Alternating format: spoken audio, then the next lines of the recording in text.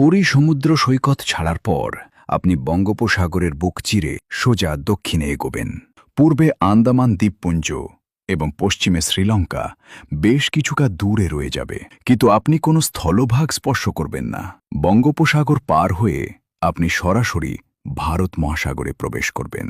যাত্রা শুরুর কয়েকদিনের মাথায় আপনি পৃথিবীর কেন্দ্রবিন্দু অর্থাৎ নিরক্ষর রেখা পার হবেন।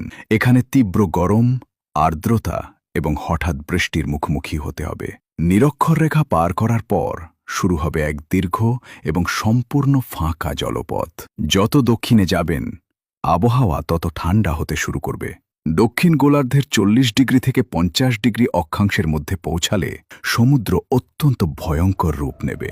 এই অঞ্চলে তীব্র ঝড়ো হাওয়া এবং বিশাল বিশাল ঢেউয়ের কারণে জাহাজ প্রচণ্ড তুলবে।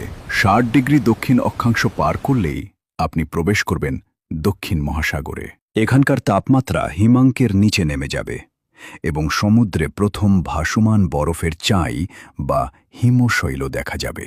প্রায় 9000 কিলোমিটার পথ সোজা দক্ষিণে পাড়ি দেওয়ার পর আপনার জাহাজ আন্টার্কটিকা মহাদেশের বরফে ঢাকা উপকূলে গিয়ে ঠেকবে। এখানে আপনার স্বাগত জানাবে মাইলের পর মাইল সাদা বরফ, তীব্র ঠান্ডা এবং পেঙ্গুইনের দল। এরকম আরও তথ্যবহুল ভিডিওর জন্য ফলো করুন।